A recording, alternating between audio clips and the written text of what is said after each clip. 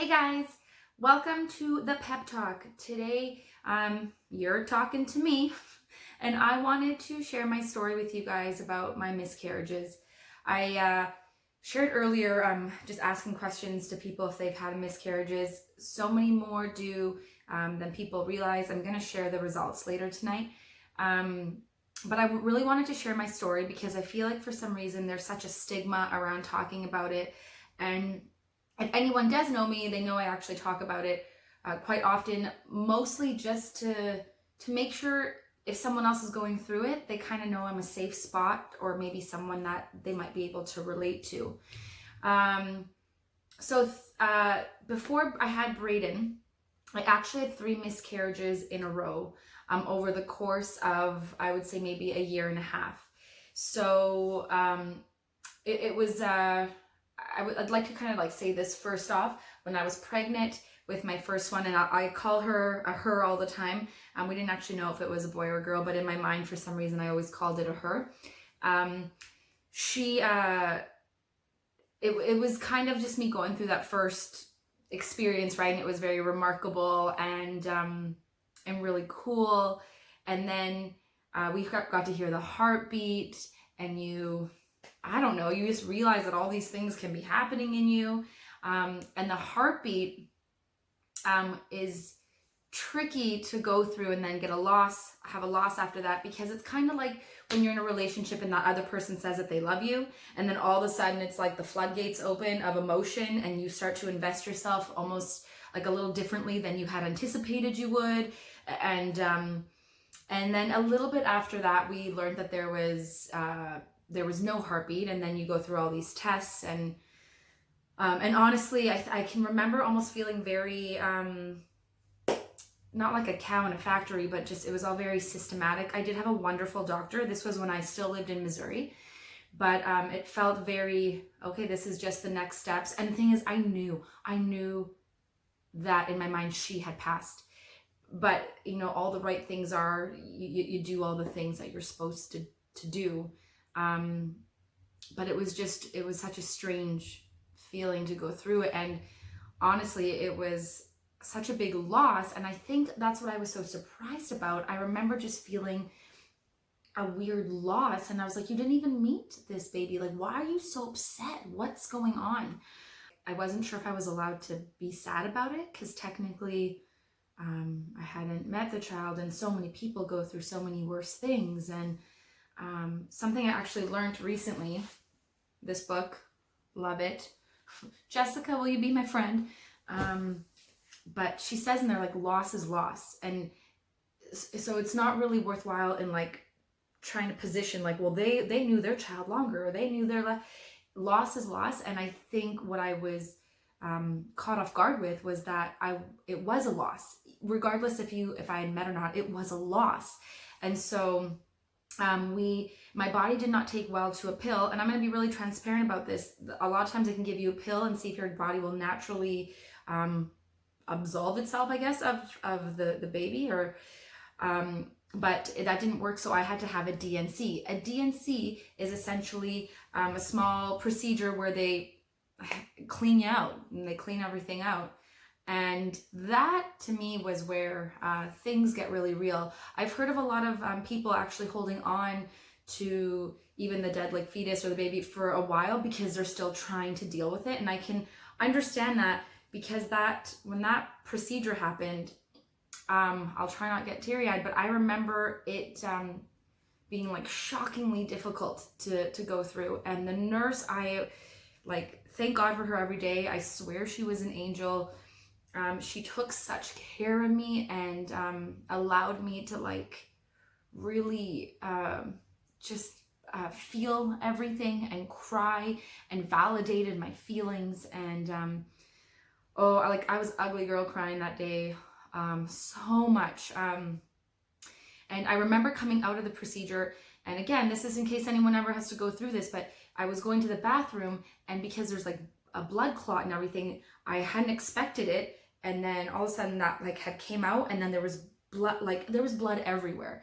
And I just remember thinking something was broken with me, or something was broken with the baby had the baby not come out properly, maybe the procedure went wrong, all this stuff. And this nurse was just unbelievable. I give so much props to nurses out there. I feel like you're so undervalued, and I really, really appreciate nurses in my entire life and so many different things. So yeah, like it was scary. And again, it was just from blood clotting and it was all okay. But she came in and she literally cleaned me up. I felt like in my mind, she carried me out. That might have not happened. But it was hard, and that's just kind of what I'm trying to get through. It was hard, and it was okay that it was hard, and she really allowed me the permission to let it be really, really hard. What's interesting is the aftermath of that, we actually buried her, and I thought that was just important to me. I wanted to honor that life and what it had meant to me. But the aftermath of that, it's different for everyone. I know that there's like the steps of grieving, but I feel like those look really different for everyone. And mine was legit eating Chinese food, watching Sex in the City, laying on the couch. It wasn't like the most productive form of dealing with it.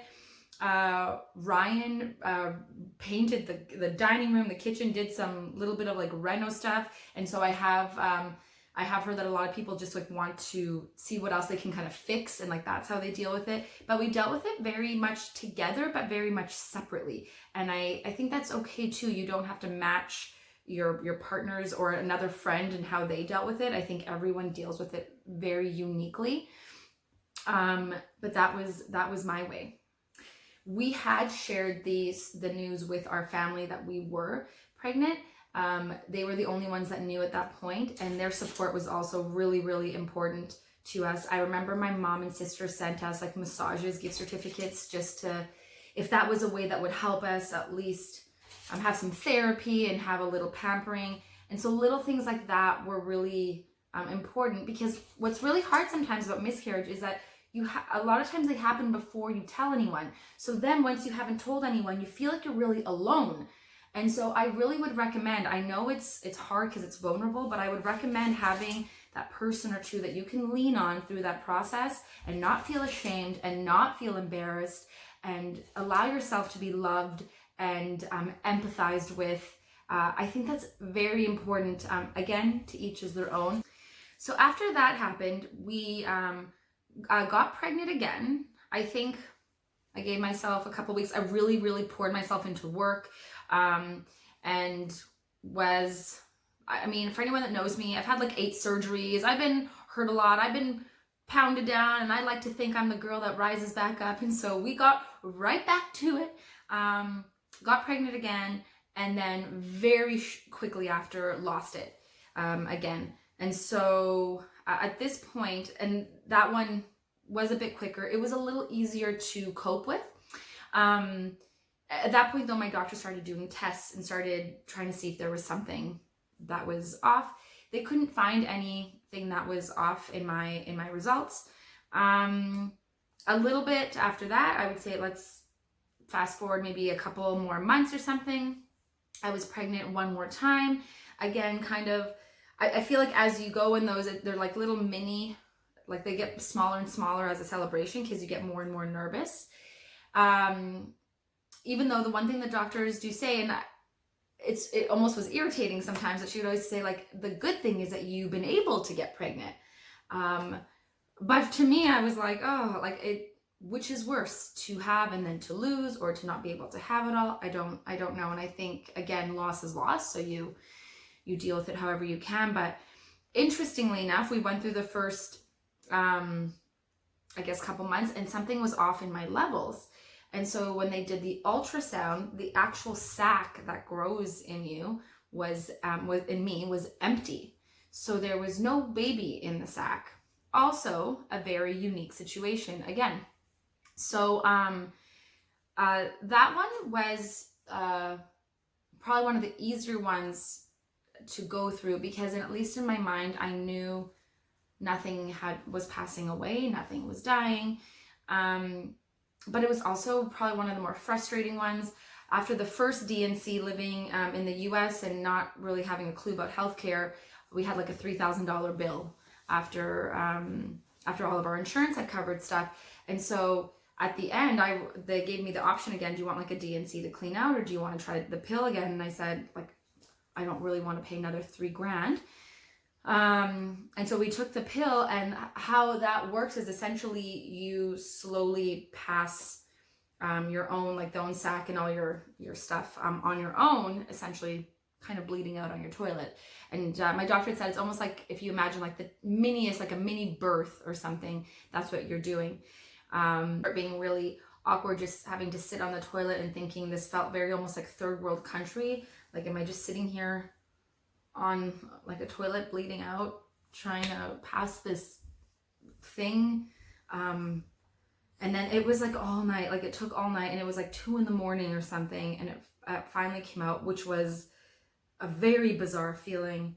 And then I freaked out, and I don't know if anyone else has gone through this. I freaked out and like scooped it out of the toilet because I also didn't know, I wanted to make sure it was the right thing. And I remember taking photos and saving it and then taking it to the doctor the next day. It was just so bizarre. So like in that time, I don't think I really knew who to talk to about that. My doctor heard a lot from me because I didn't really have a whole lot of support. And I also didn't have a lot of friends at that time who were having kids, so I felt strangely alone. And again, a little bit of a taboo thing to talk about. I also didn't really want, like, I wanted people's maybe empathy in some respect, but I didn't want people to feel sorry for me. That's never really been my style. And I feel like people actually go through that now. They don't know how to deal with sympathy where they want empathy. And so I'm very understanding of that. So after that, I remember taking like a time out. I was done for a while. I remember getting mad at Ryan for drinking too much Pepsi, or maybe he was drinking too much beer, and like, you're trying to find all these things that could be wrong, because now I've been tested, so I knew it wasn't me technically. I must have been Ryan, and you're trying to find the blame when really it's very I'm going to share some stats later just on my story, but like it's for the majority, it's chromosomal something or other, like things that are not at your fault. And I think we internalize so many of these things and we blame ourselves for them. My second son, Caleb, had 11 toes, and I remember calling that toe his tequila toe, because before I knew I was pregnant, I had drank way too much tequila one night. And so I blamed myself forever for him having 11 toes, which we did get that one removed, just as an FYI. Anyways, so it's something that we do internalize, and we try to find the blame, and I would strongly suggest to try to not do that. But I feel like such a hypocrite because I did it, and we went through that, and we just realized that it didn't help us at all. So we did take the summer off, and we had fun, and there was just no pressure, and that was a huge blessing. And then lo and behold, a little bit after that, I remember being in Arizona with a couple friends and finding out I was pregnant. I just did not feel well. I was just feeling really sick, and did a test. But I kid you not, I think it took me a couple days to even tell Ryan.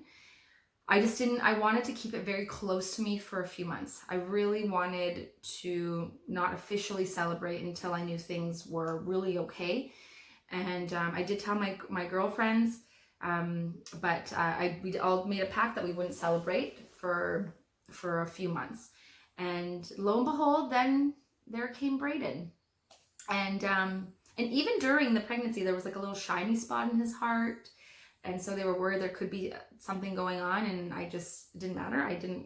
We were going to proceed forward. However things happen, they happen. And like crazy, like what a blessing he was, and strong little guy. Great labor, for as much as making a human come out of your body can be a good labor. So as much work as that took, he went, like, I always think to myself, if one of those other pregnancies would have happened, Brayden wouldn't be Brayden, and my life would not be the same without Brayden. Coincidentally enough, Brayden was 9 months old when I found out I was pregnant with Caleb.